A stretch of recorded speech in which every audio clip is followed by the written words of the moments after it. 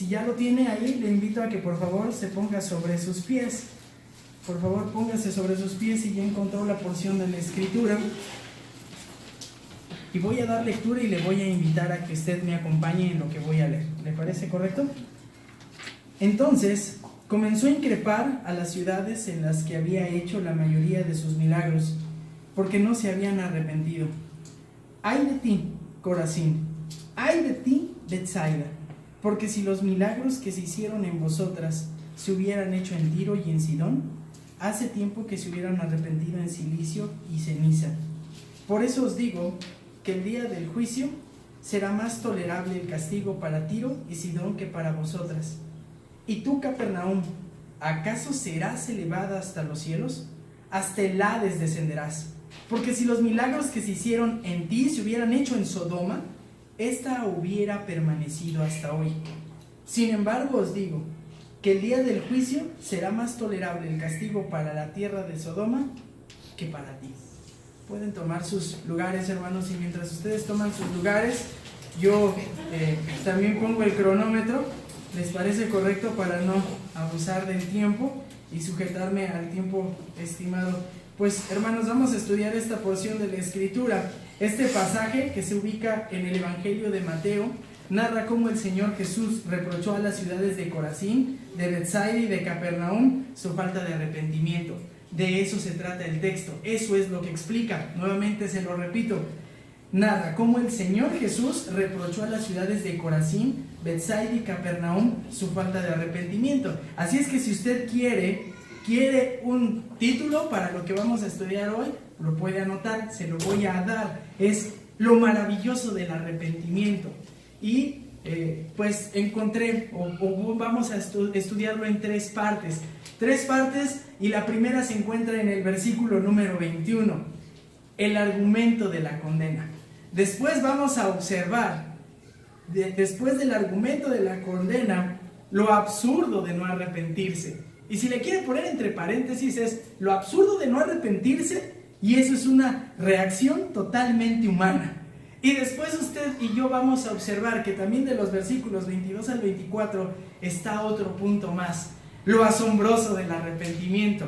Y entre paréntesis, si usted lo quiere poner, lo puede escribir lo siguiente: este es un acto totalmente divino. Así es que usted y yo vamos a observar lo maravilloso del arrepentimiento. Ahora, para poder entender lo que dice Mateo capítulo 11, nosotros al menos necesitamos cierta base, y lo primero que debemos de entender es quién es que escribió este evangelio. Creo que esto es muy claro. Sabemos que fue el discípulo, el apóstol Mateo, del mismo nombre. Bueno, en otros escritos es conocido como Leví. Sabemos que era recaudador de impuestos y que también era un hombre socialmente rechazado, que sus amigos era la crema innata de la sociedad. Se juntaba ¿con quiénes, hermanos? Publicanos, pecadores, rameras. Y de hecho al Señor le condenan porque cuando se arrepiente, él hace una fiesta porque se ha arrepentido e invita a sus amigos. Pues ¿cuál es más que ellos? Y el Señor va y por esto es condenado. Entonces el pueblo, aparte de ser un marginado por sus malas amistades, era un traidor del pueblo porque era recaudador de impuestos. Ya me imagino, hermanos, lo que han de haber dicho del Señor Jesús por predicarle y poderse acercar con él. Bueno, pues es este Mateo. Ahora, importante recordar, usted sabe cuál es el propósito del Evangelio de Mateo. ¿Cuál es el propósito del Evangelio de Mateo? Mostrar que Jesús es el Mesías. Y por tal razón, al mostrar que quería mostrarlo ¿a quién? Al pueblo judío. Entonces está escrito para el judío que la intención de mostrar que Jesús es el Mesías ansiadamente esperado y prometido en todo el Antiguo Testamento. Así es que por eso este evangelio es el que de mayor manera hace mención al Antiguo Testamento. Hay cosas importantes de decir de este evangelio. Lo primero que nosotros tenemos que identificar es que Mateo jamás escribe de manera cronológica. Mateo escribe con la intención de hacer enfático en ciertos temas, y para esto él va a hacer lo siguiente: va a mencionar 5 discursos del Señor, y entre esos discursos va a llenar o va a hacer puentes. Entonces, el primer discurso usted lo ubica del capítulo 5 al 7. ¿Ese cuál es? ¿Qué viene Mateo 5 al 7? El Sermón del Monte. El segundo discurso es la comisión de los 12 apóstoles. ¿Y eso usted lo ubica en dónde? En Mateo capítulo 10. Y enseguida está las parábolas del reino, Mateo 13, está el discurso acerca de la semejanza del creyente a un niño, Mateo 18, y el discurso de la segunda venida, pero en Mateo 24. Pero nuestro texto se encuentra cercano a ¿cuál discurso? Al número 2, la comisión de los apóstoles. Ojo, no es cronológico. Por eso si usted va al pasaje alterno a Mateo 11, que se encuentra en Lucas, usted va a encontrar como que no cuadran, son eventos distintos. Bueno, es que Mateo tuvo otro propósito. Entonces, no existe un esfuerzo por Mateo de escribir cronológicamente. Sí coloca su esfuerzo ¿en qué? En hablar de ciertos temas y en hablar de ciertos conceptos generales. Eso le va a ayudar. Si usted hace la comparación entre Mateo, Marcos cronológicamente o Lucas, no le va a salir. Eso es algo que nos va a ayudar. Ahora, la ubicación de nuestro texto. ¿Qué tenemos que decir de nuestro texto? Bueno, se encuentra enseguida del segundo discurso. El segundo discurso es de Mateo 10 a Mateo 11:1. Y lo que usted tiene que observar, empezando Mateo 11, es lo siguiente. Mateo lo que va a hacer es darle la comisión ¿a quiénes? A los apóstoles, cuando elige a sus 12 apóstoles. Si usted va a Lucas, lo que precede a este texto es la comisión de los 70 discípulos. ¿Se da cuenta? No hay relación, pero porque uno tiene el deseo de hablar cronológicamente y el otro el deseo de enfatizar un tema. ¿Cuál es el tema que enfatiza Mateo? La predicación y la respuesta.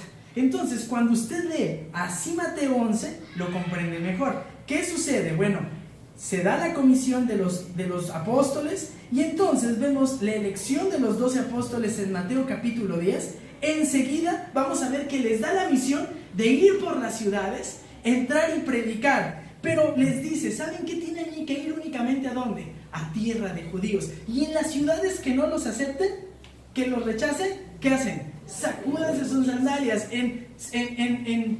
buscando ¿qué, hermanos? Manifestar juicio. ¿Está de acuerdo o no? Y entonces eso es lo que sucede. Y les va a decir, ¿y saben qué? Ni se preocupen. ¿Van a ser qué? Rechazados. Y va a haber un gran esfuerzo porque no les quieren hacer caso. Es más, si se puede incluso, ¿por qué? Por atacarlos, ir detrás de ustedes. Así es que eso usted lo puede observar en Mateo 10 del 16 al 24. Pero no se preocupen, sigan predicando, porque deben de temer ¿a quién? A Dios. ¿No a quién? No al hombre. Así es que eso usted lo puede ver en Mateo 10 del 26 al 33. Así es que Jesús es causa de división. Va a dividir familias enteras. Mateo 10 del 34 al 39. Y después dice, pero hay recompensa por predicar. Hay recompensa por predicar. Así es que ustedes esfuércense al final de Mateo capítulo 10. Y después enseguida de esto sucede algo impresionante. Aquel que había anunciado que venía el Mesías, Juan el Bautista, se quiebra y dice, ¿cómo? Eso no es, yo ya estoy en la cárcel. Y manda a sus discípulos a preguntar, ¿eres tú el Mesías? Y les dice el Señor, pues díganle lo que están viendo. ¿Hay ciegos que viendo? ¿Hay qué? ¿Cojos? ¿Cómo? ¿Cojos que andan? ¿Hay cojos que andan? Díganle que está pasando esto. Y tiene compasión hacia Juan el Bautista y les dice, sí, soy el Mesías. Y enseguida de eso es que encontramos entonces el texto que nosotros vamos a estudiar el día de hoy. El Señor Jesús le manda a decir a Juan el Bautista, desde el punto que está tocando Mateo, estoy haciendo muchas obras que dan testimonio que yo soy ¿quién? El Mesías. Estoy dando vista a los ciegos, hay mudos hablando, hay cojos caminando, se están levantando los muertos. Yo soy el Mesías. Y en cuanto usted ve esto, sucede lo que leemos. Vean lo que dice Mateo capítulo 11 versículos 20. Fíjense muy bien, voy desde el verso 18. Porque vino Juan, que no comía ni bebía, y dicen, ¿tiene qué? Demonio. Vino el Hijo del Hombre, que come y bebe, y dicen, mirad, un hombre glotón, bebedor de vino, amigo de recaudadores de impuestos, de pecadores. Y dice, pero la sabiduría se justifica por sus hechos. Entonces comenzó a increpar, ¿a quiénes? a las ciudades en las cuales había hecho la mayoría de sus milagros que no se habían arrepentido. ¿Se percata? La idea de Mateo después de este discurso es manifestar la respuesta al mensaje y las obras que daban evidencia de que Jesús era el Mesías. ¿Cuál era la respuesta de la gente de estas ciudades? Ahora, yo le platiqué lo siguiente, le dije, lo maravilloso del ¿qué? Del arrepentimiento y el argumento de la condena. ¿Por qué le digo esto? Vean lo que dice el verso número 20. Entonces comenzó a increpar ¿a quiénes? A las ciudades en las que había hecho la mayoría de sus milagros porque no se habían arrepentido. Y lo primero que usted y yo debemos de prestar atención es que vea cómo hila todo Mateo. Entonces, viene el mensaje de viene la pregunta de Juan el Bautista, viene la respuesta del Señor Jesús y dice Mateo, entonces, ya que aseguró que hace milagros, que es el Mesías, que está predicando que el reino de los cielos se ha acercado, dice, entonces, en ese momento, ¿qué es lo que hace el Señor Jesús? Entonces, comenzó ¿a qué?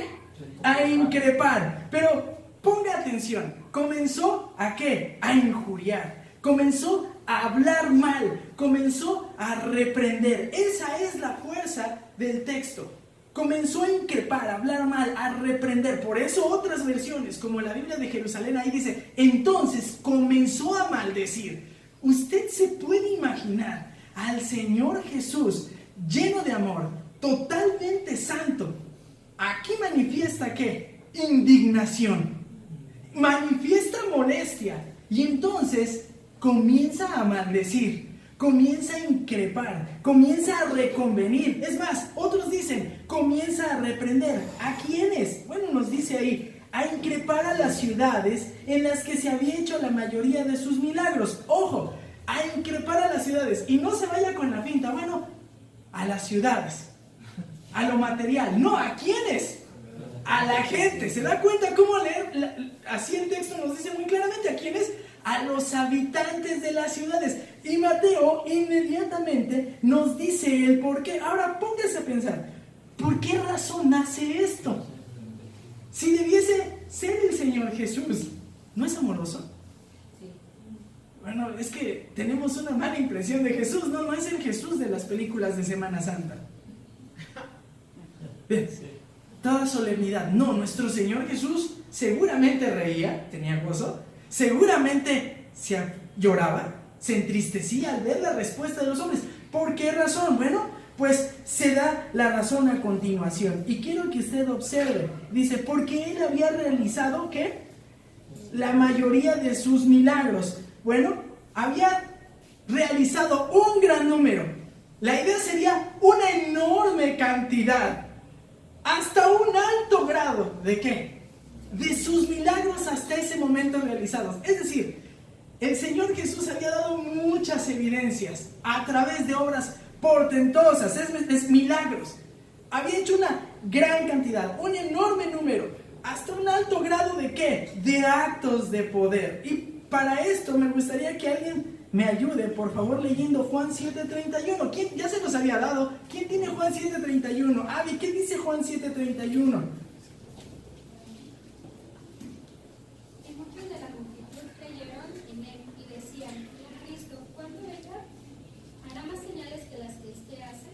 Es decir, dice Juan, este Señor Jesús decía, la gente decía, ¿alguien puede venir y hacer más señales? Hay una gran cantidad de estos actos de gran poder, de poder sobrenatural. Esto también similar, la descripción es a la que viene en Hechos 2:22. ¿Quién lo tiene? Hechos 2:22. Varones israelitas, escuchad estas palabras. Jesús, el Nazareno, varón confirmado por Dios entre vosotros con milagros, prodigios y señales que Dios hizo en medio vuestro a través de él, tal como vosotros mismos sabéis. Milagros, prodigios y señales, actos totalmente sobrenaturales. Bueno, el Señor vino haciendo una enorme cantidad de estos actos. Y lo que quiero que ustedes observen es que esto lo había hecho el Señor constantemente. ¿Y qué cree que sucede? No se arrepintieron. No se arrepintieron. ¿Quiénes? Bueno, usted y yo ya leímos, verso 21, ay de ti, Corazín, ay de ti, Betsaida, verso 23, y tú, Capernaum. Esas tres ciudades habían sido testigos de las evidentes manifestaciones del poder del Señor. No una, no dos, sino ¿cuántas? Una alta cantidad, y no habían procedido al arrepentimiento. Por eso otras traducciones dicen, había hecho muchas maravillas. El Señor había dado evidencia plena de que Él era el Mesías. Ahora, quiero que usted observe, porque después va a decirlo, a lo mejor podemos decir, ¿y qué milagros había hecho? Mire, sería interesante, pero creo que por cuestiones de tiempo no va a ser oportuno ir leyendo todos los pasajes que di, pero quiero señalarle algunos. Voy a señalarle algunos a mención. Por ejemplo, Mateo, capítulo 8, versículo 5, del 14 al 17. Ahí se narra en particular cuando el Señor Jesús sana ¿a quién? A la suegra de Pedro. Después, usted observa el recorrido en Galilea con Simón y otros, donde también se observan los milagros del Señor Jesús.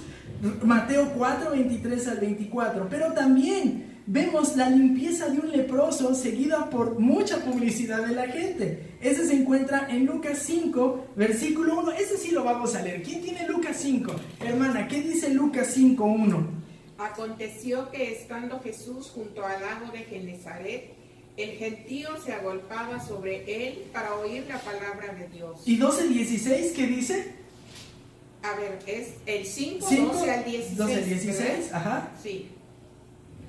Sucedió que estando él en una de las ciudades, se presentó un hombre lleno de lepra, el cual, viendo a Jesús, se postró con el rostro en tierra y le rogó, diciendo, Señor, si quieres, puedes limpiarme. Entonces, extendiendo él la mano, le tocó, diciendo, quiero, sé limpio. Y al instante la lepra se fue de él. Y él le mandó que no lo dijese a nadie, sino ve, le dijo, muéstrate al sacerdote y ofrece por tu purificación, según mandó Moisés, para testimonio a ellos. Pero su fama se extendía más y más, y se reunía mucha gente para oírle y para que le sanase de sus enfermedades. Mas él se apartaba a lugares desiertos y oraba. Muchas gracias. Y quiero nada más citar un versículo de Mateo 8.1. Lo tienes, ¿verdad, Alberto? ¿Qué dice Mateo 8.1? Entrando Jesús en Capernaum, vino a él un centurión, 8.1. Cuando descendió Jesús del monte, le seguía mucha gente. Muy bien. ¿Y 8 del 5 al 13? Dice, entrando Jesús a Capernaum, vino a él un centurión rogándole y diciendo, Señor, mi criado está postrado en casa, paralítico, gravemente atormentado. Hasta ahí. Y recordamos lo que sucede con el siervo del centurión. ¿Usted recuerda? Es decir, con esto lo que yo estoy queriéndole mostrar es que el Señor Jesús hizo descomunales manifestaciones de su poder. Es más, hay un milagro más que es impresionante. Lucas 7 del 11 al 17. Resucita la hija de la viuda de Naín, que está muy cercana. Es decir, el Señor no hizo cualquier milagro.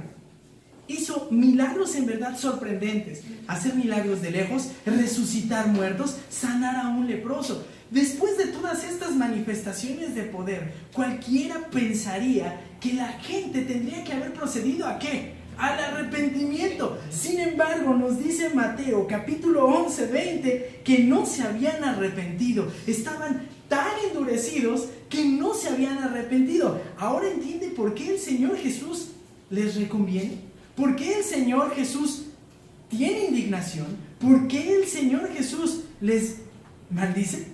¿Por qué les está en ese momento diciendo, no es posible? Les está reprendiendo, está hablando mal, los está injuriando. Esa es la idea del texto griego. ¿Por qué? Por la dureza del corazón. Ahora, no crea que esto es exclusivo del Señor Jesús y que por esta razón el Señor Jesús perdió santidad. Porque hay otros pasajes que nos hablan de esto. Por ejemplo, Salmo 81, versículo 11 al 13. Ahí vemos una... reconviene el Señor a Israel por la dureza de su corazón. ¿Qué dice el Salmo 81, verso 11 al 13? Pero mi pueblo no escuchó mi voz, Israel no me obedeció. Por eso los entregué a la dureza de su corazón, para que anduvieran en sus propias intrigas. Oh, si mi pueblo me oyera, si Israel anduviera en mis caminos. El Señor, nuestro Dios, siempre reconviene a la falta de fe del creyente. Pero a lo mejor uno puede pensar, bueno, en este caso eran no creyentes.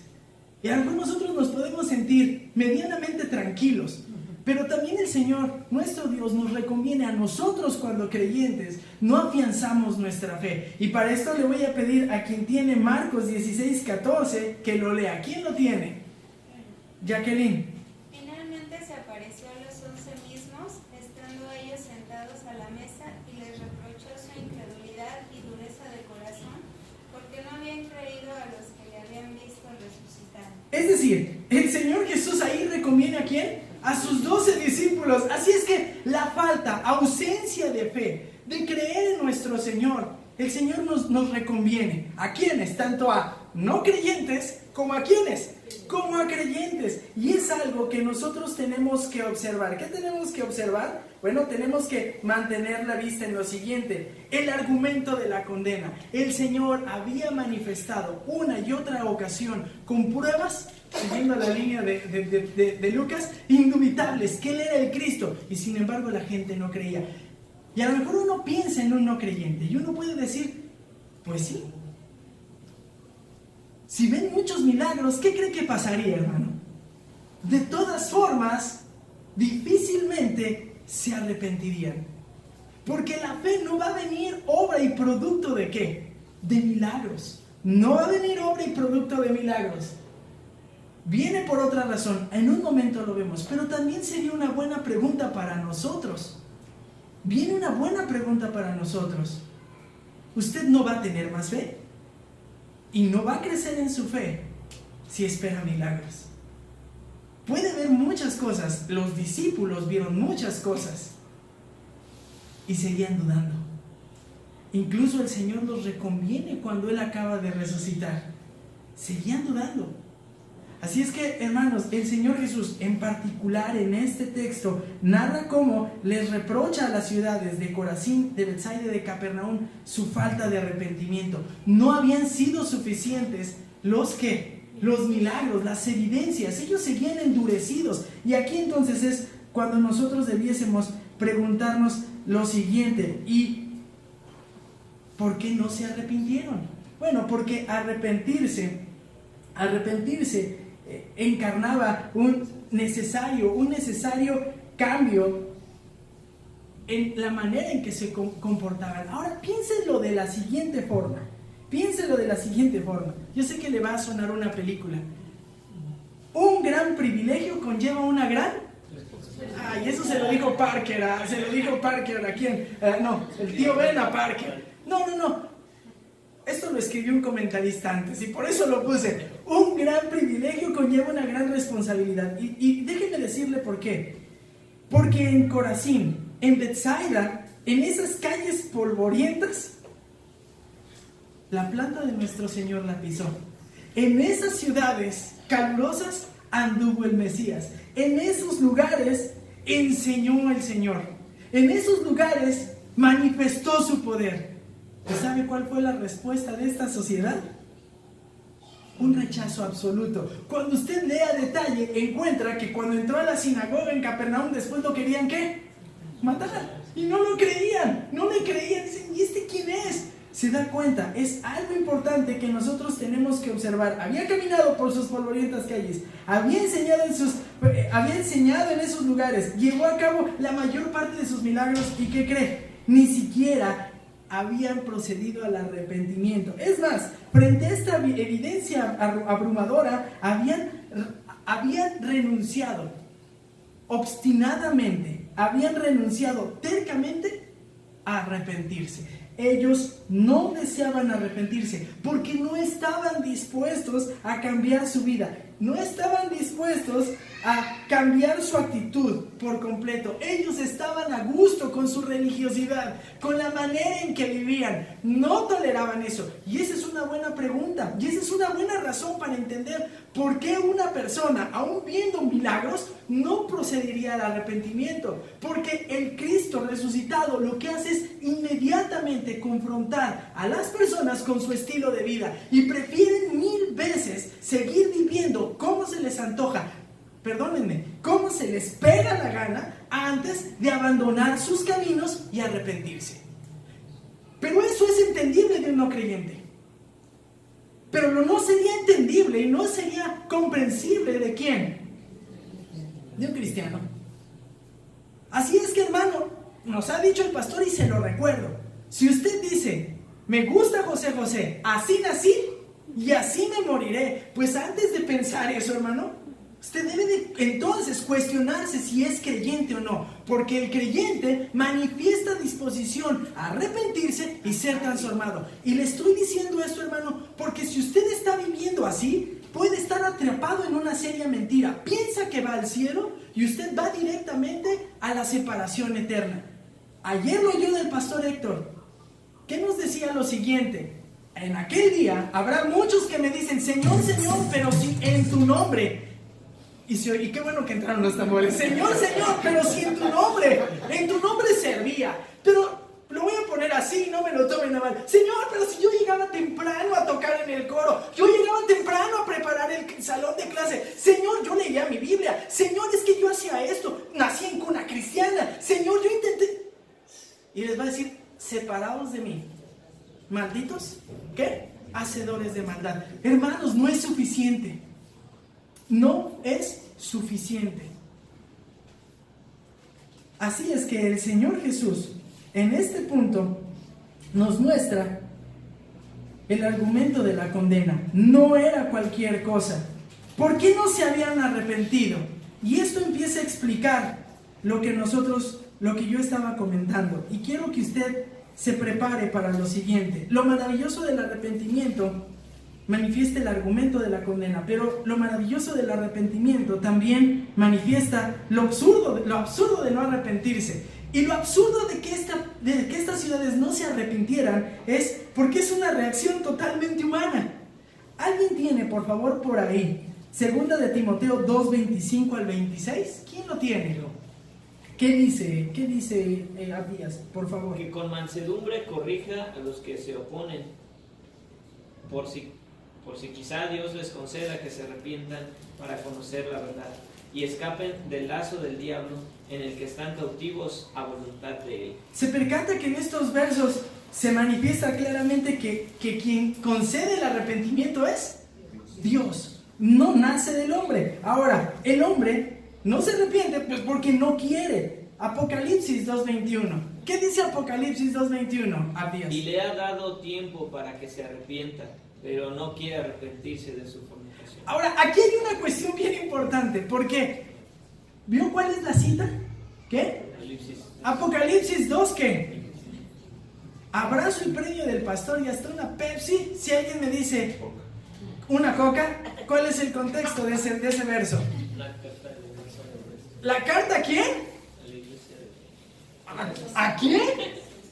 A una iglesia. Y le está diciendo que no quiere arrepentirse. Es una persona que está engañada, se cree cristiana y está dentro de la iglesia, está sentada ahí en la iglesia y no quiere arrepentirse.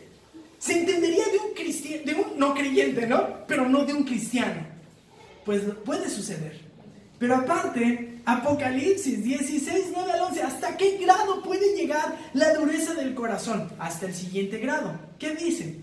Y los hombres se quemaron con el gran calor y blasfemaron el nombre de Dios, que tiene poder sobre estas plagas, y no se arrepintieron para darle gloria.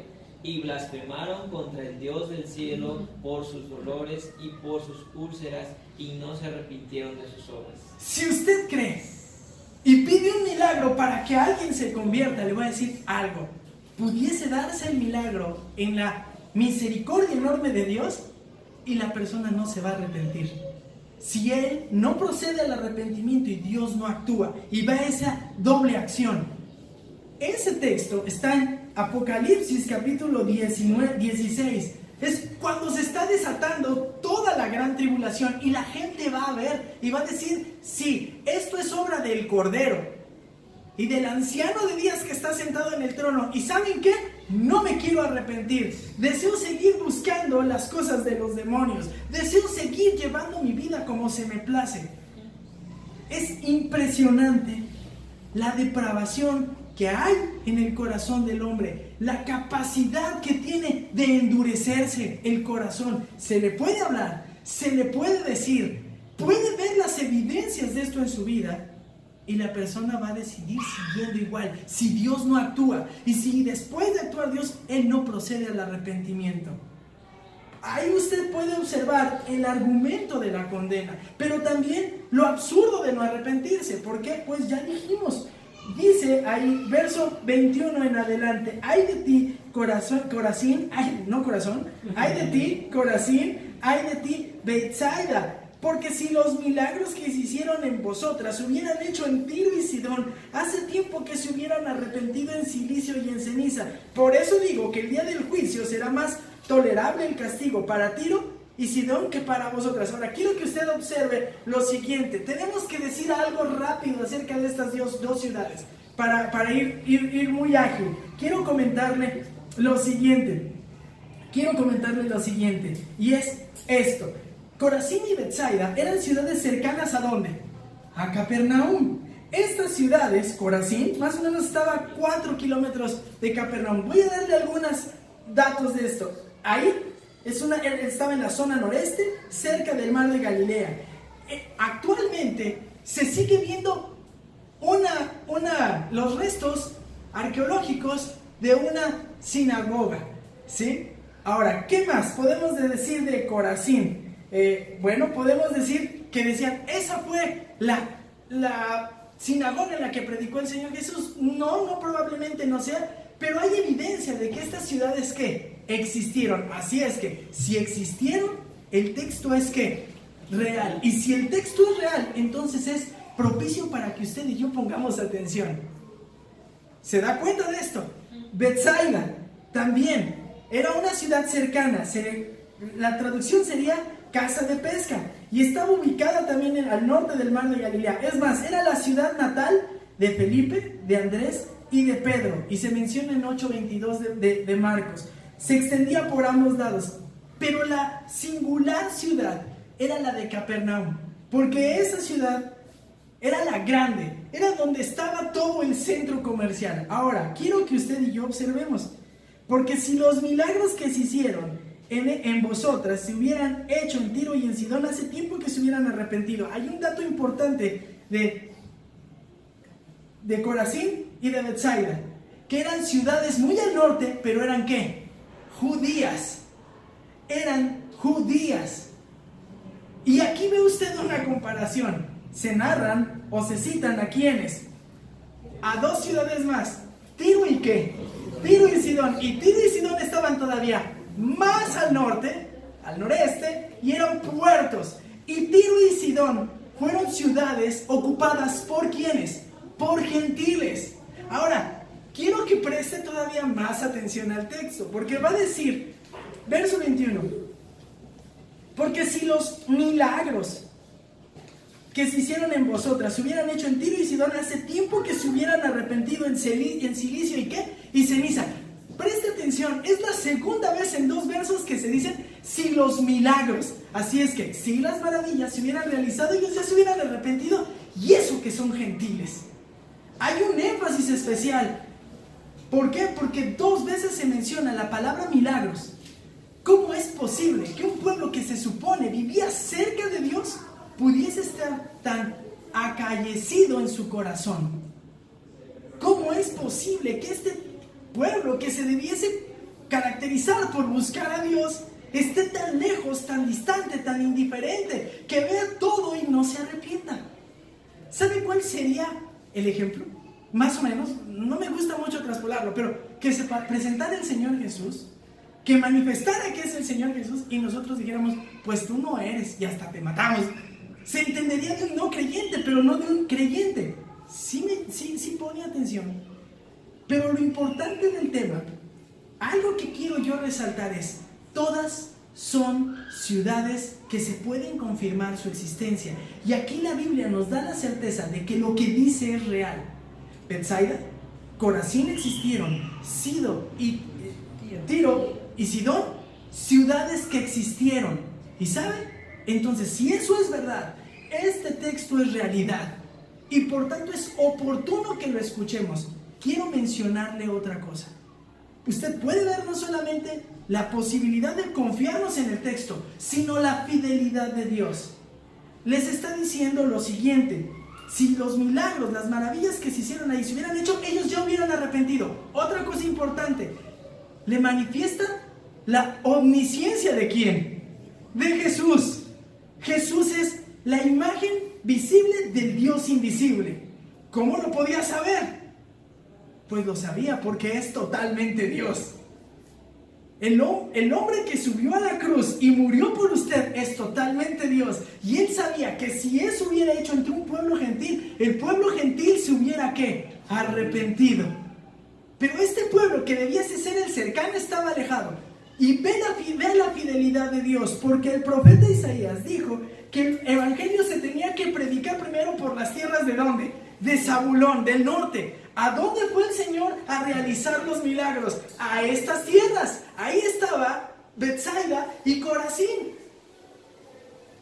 Y Capernaum. ¿Sí se percata de ello? Si es que cuando el Señor está diciendo, pues ustedes van a recibir se van a ser tratadas. Vean, vamos a leerlo. Por eso os digo que en el día del juicio será más tolerable el castigo para Tiro y Sidón que para vosotros.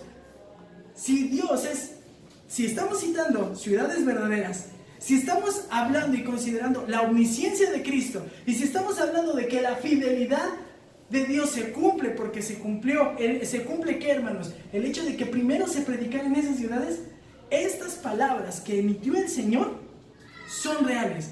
El día del juicio, ¿cuándo es el día del juicio?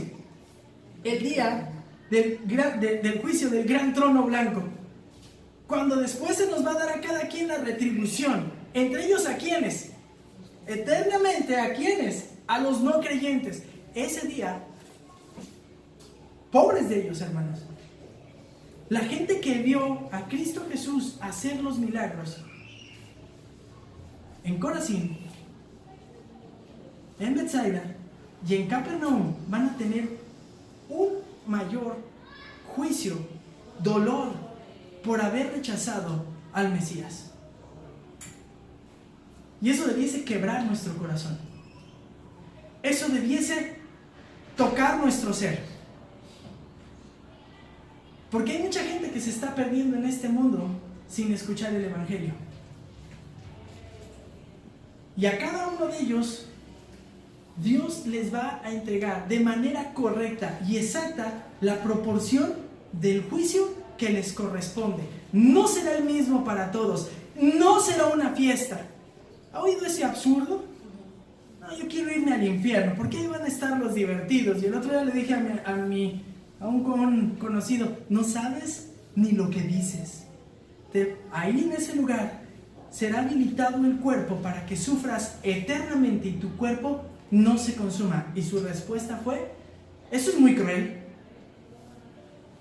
Pues sí, porque fue una ofensa al único Dios vivo y verdadero, que es totalmente santo y justo.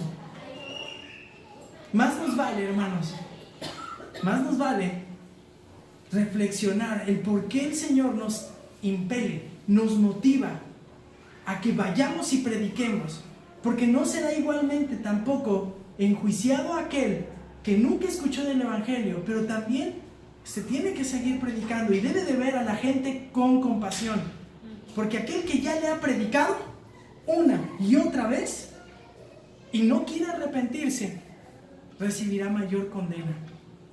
Y a lo mejor usted piensa, pues mejor ya no le predico, porque entonces tiene mayor condena. No, tiene que seguir predicando, porque usted no sabe cuándo es si en la siguiente ocasión Él procede al arrepentimiento. No se engañe y no se justifique. Que en lugar de que sea un represor para predicar, que sea un motivador para que saque a la gente del juicio. Pero hermano, también quiero que usted observe. La Biblia nos enseña constantemente a que usted y yo debemos analizar nuestra condición delante de Dios. Porque si usted cree que es creyente y su vida no se distingue por eso, y va a la perdición, pues usted va a recibir peor castigo, porque si estuvo en una iglesia durante toda su vida y no se arrepintió y no nació de nuevo, se parece a los de Corazín, se parece a los de Betsaida, se parece a los de Capernaum. ¡Qué impresionante!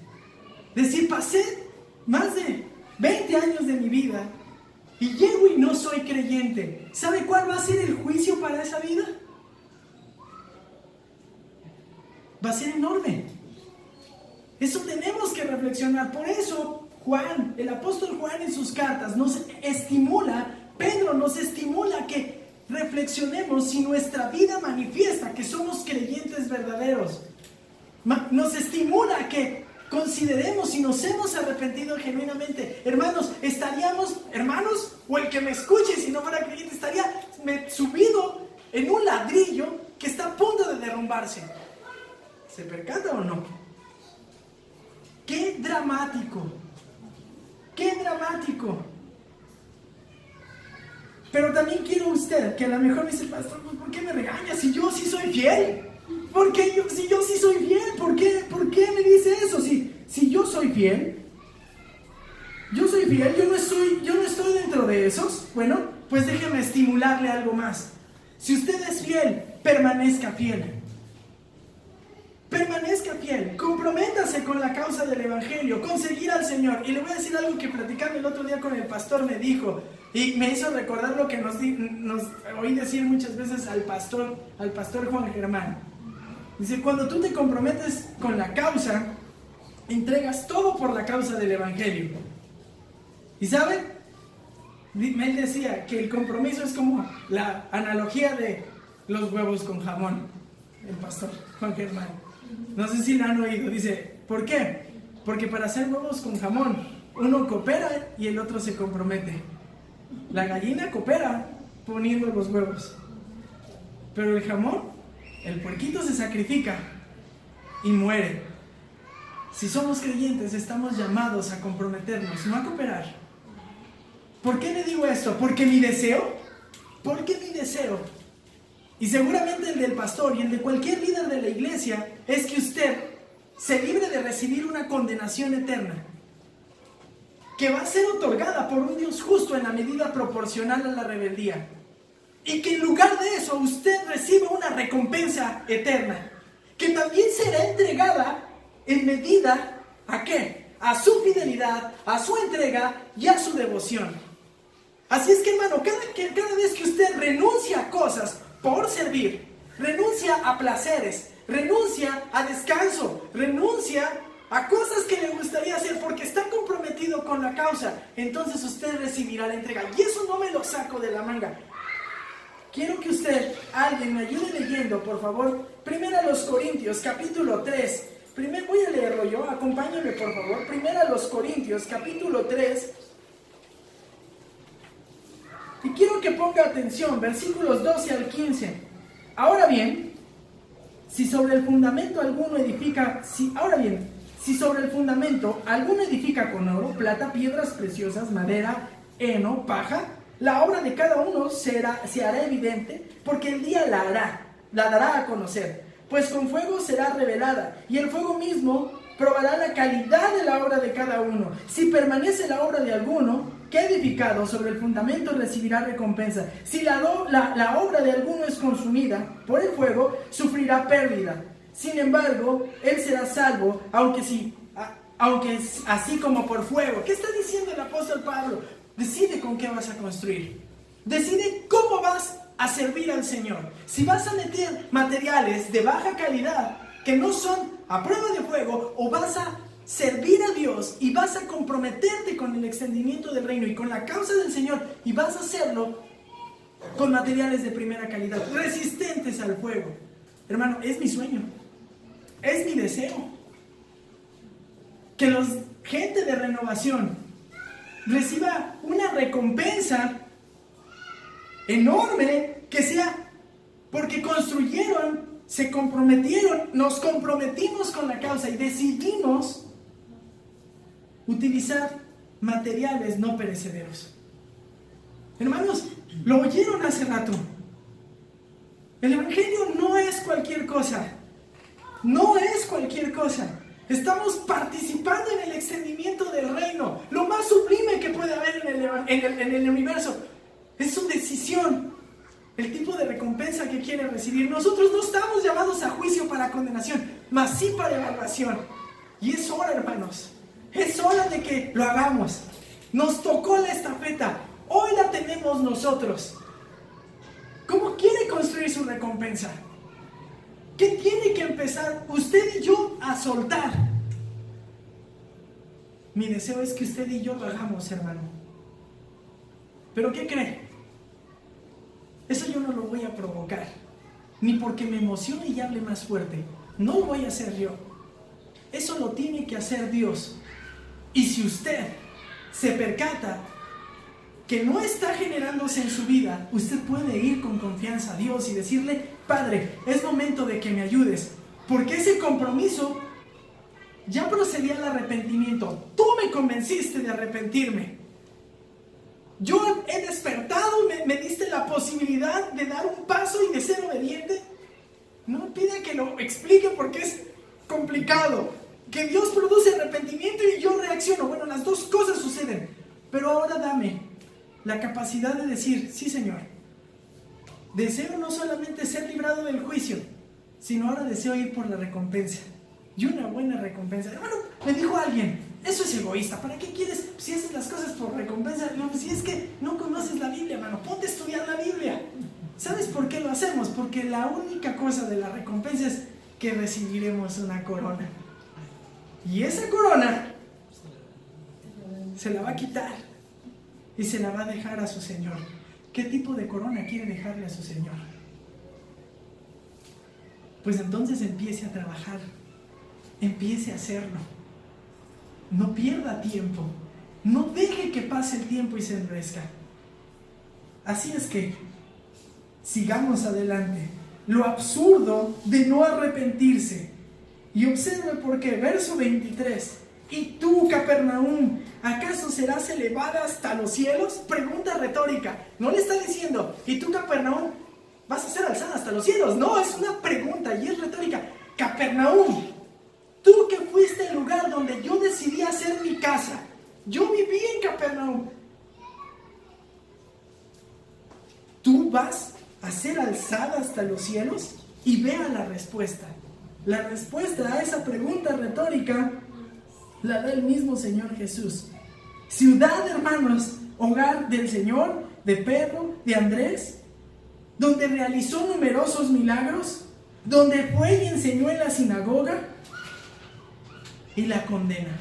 Y vea a qué grado es la condenación de esta ciudad. Hasta el Hades descenderás. Un gran privilegio conlleva una gran responsabilidad. Tuvieron el privilegio de tener al Señor y no lo aprovecharon. Y de haber podido ser salvos, se obstinaron en su maldad, motivo por el cual serán hundidos hasta el Hades mismo, hasta el lugar de los muertos. Hasta ahí descenderás. Hasta ahí caerás. Otras traducciones dicen: hasta los mismos infiernos serás bajada. Y a lo mejor Hades suena para nosotros más suave, pero cuando escuchamos que la Torre Samad dice: y hasta los mismos infiernos tú serás bajada, serás hundida, serás abatida. Así es que ¿cuánto más cierto no será de aquellos lugares donde abunda la Biblia? Donde ya está la revelación completa y total, donde se difunde el Evangelio y donde bien pocos, por no decir ninguno, rechazan al Señor y por tanto se quedan sin excusa. ¿Sabe? Yo no puedo entender cómo podemos decirle a alguien que le amamos y no le predicamos. No lo puedo entender. No puedo comprender que un creyente le diga a un amigo, que le diga a un familiar no creyente: eres importante para mí y te amo. Y cuando tiene la oportunidad de predicarle se queda callado. No puedo entender cómo alguien que se dice ser cristiano acalla, silencia la obra de Dios con su mal testimonio. y habla como cualquier no creyente, diciendo maledicencias e injuriando. No lo puedo entender. No puedo entender, hermanos, cómo alguien que se diga cristiano trata peor a las personas sin falta de amor que alguien que se dice creyente. No es posible. ¿Se acuerdan lo que veíamos hace rato? Cuanto más lo hacemos, los hundimos más en el infierno. ¿Ya lo meditó? ¿Ya lo pensó? No solamente es que se endurecieron, es que estos sí no tenían pretexto para decir Jesús nos dio mal testimonio. Ellos no. Hermanos, es tiempo de reaccionar. Es tiempo de levantarnos. A lo mejor usted y yo hemos pensado que vamos bien, pues es hora de ir mejor. Es hora de reaccionar y seguir. Así es que observe, porque lo maravilloso del arrepentimiento es que es absurdo que la gente, teniendo tantas evidencias, no se arrepienta. Y dice el 23: descenderás, porque si los milagros que se hicieran en ti hubieran sido hechos ¿en dónde? En Sodoma, hermanos, en Sodoma. Sodoma dice ahí, esta se hubiera permanecido hasta hoy. Y tenemos fresco eso. Y sabemos que Sodoma era lo más vil que podía haber en el mundo. Vea, por tercera vez, los milagros, las evidencias. Si esto judío se hubiera hecho con el pueblo más perdido, donde Dios desató un ejemplo de juicio que va a quedar para la posteridad y que solamente se comparará con el tiempo de la tribulación, ellos se hubieran arrepentido. Están tan endurecidos que no reaccionan. Y lo tiene fresco lo de Sodoma y Gomorra. Usted y yo lo tenemos fresco. Pues esta ciudad, sí, la vil Sodoma, la capital de la depravación, si hubiese tenido esos milagros, se hubieran arrepentido. Hermanos, tenemos que irle a hablar a la gente. Tenemos que ir a predicar el evangelio, porque la revelación la tenemos completa y necesitamos decirles que es necesario arrepentirse. Pero también no podemos perder de vista que me esté pudiendo engañar. ¿Se dan cuenta? Es un texto difícil porque no nos deja descansar una tras otra. ¿Cómo es posible ser el pueblo judío y estar en una peor condición que ¿qué? Sodoma. ¿Se acuerdan por qué le confesó el ángel de Jehová a Abraham lo que iba a hacer con Sodoma?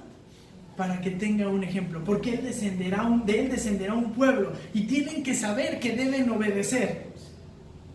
Y los alcanzó el tiempo. Estaban peor.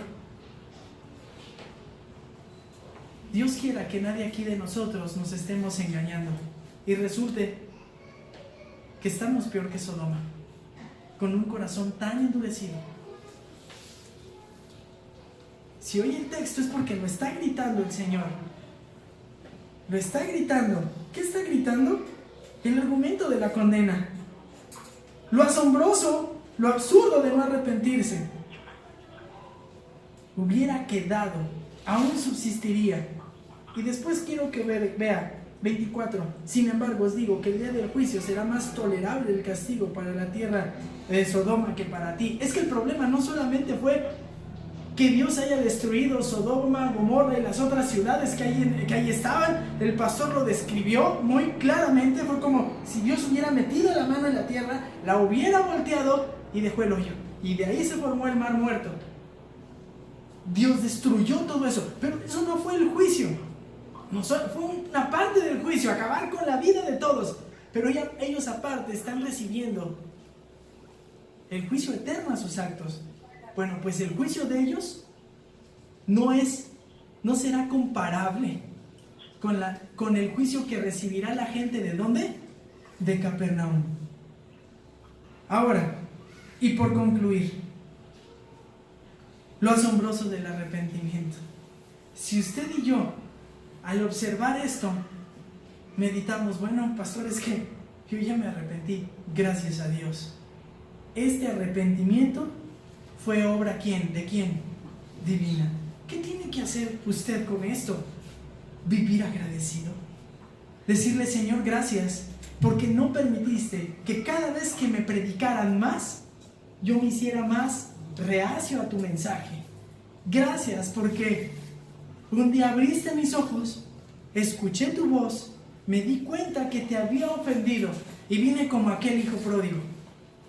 Regresé a pedir perdón, reconociendo que había ofendido no solamente a las personas con las que vivía ahí, al menos de las cuales yo sí me burlaba. Y ahí anda Susi, pregúntenle cómo me le ponía a Susi. Y fielmente, hermanos, Susi oraba por mí, me lo ha dicho.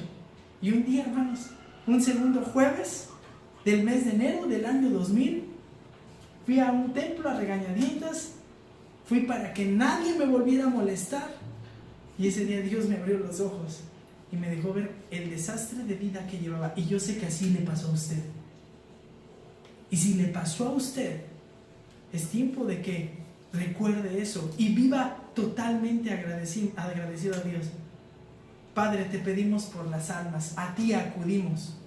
Llénales de sabiduría, ilumínales.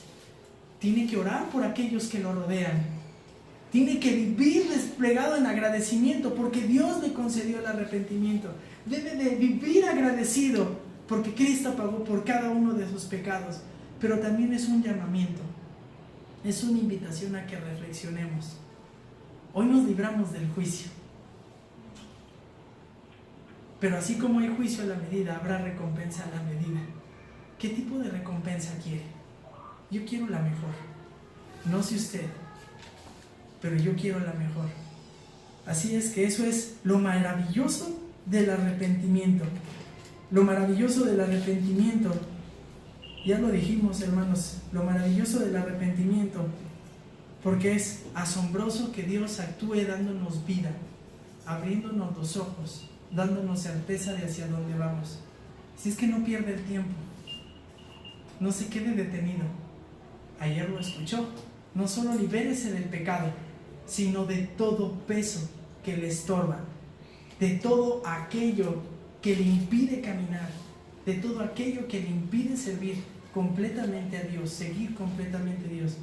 Yo no lo voy a resolver, el único que lo puede resolver es nuestro Señor. Así es que, hermanos, la invitación es esa en esta mañana. Le voy a invitar a que por favor usted y yo cerremos nuestros ojos. Le voy a invitar a que por favor cierre sus ojos y que se acerque al Señor. Padre, te queremos agradecer. Te queremos agradecer, Padre, porque no somos mejores que los habitantes de Tiro y de Sidón. No somos mejores que los habitantes de Sodoma o de Gomorra. Tampoco somos mejores que los habitantes de Betsaida, de Corazín, de Capernaum. La única diferencia es que, como declara tu palabra en la carta de Tito, tú en un pacto eterno con tu Hijo nos elegiste, nos llamaste para darnos vida. Y en el momento oportuno, moviste nuestro corazón al arrepentimiento. Pero también te damos gracias, Señor, porque el arrepentimiento es un acto continuo en nuestras vidas. Gracias, Padre, porque no has permitido que después de días, meses y en algunos casos de nosotros años, estemos cansados de seguirte o de buscarte pedir perdón. No, Señor, te damos gracias porque moviste nuestro corazón, nos permitiste darnos cuenta que te ofendíamos, que era necesario cambiar, pero ese no fue un acto de un solo día, es un acto continuo y te damos gracias por eso, porque si hoy estamos aquí deseando ser distintos, más parecidos a tu Hijo Jesús, persiguiendo ser como el varón perfecto, es gracias a tu obra. Sí te damos gracias porque no estamos bajo la condenación. bajo un juicio eterno. Estamos reconciliados contigo. Pero Padre, hoy te queremos también pedir que nos ayudes. Deseamos vivir en la dimensión que tú deseas. Y deseamos vivir, Señor, de tal forma, Señor, que nuestra recompensa sea grande. Ayúdanos a estar determinados, a ser perseverantes, aferrados, Señor, a ello. Y permite, Señor, que disfrutemos del tiempo, Señor, que estamos en la tierra, y que cuando pasen los años podamos decir que invertimos bien cada uno de nuestros días, que los vivimos de manera sabia, pero sobre todo viviendo, Señor, hasta el último aliento, con tal de conocerte y servirte, porque eres digno de eso y mucho más. Gracias, Padre. Escucha nuestras voces, atiende nuestros corazones y muévenos tú, Señor, al arrepentimiento que lo necesitemos. Gracias, Padre. Oramos en el nombre de tu Hijo. Amén.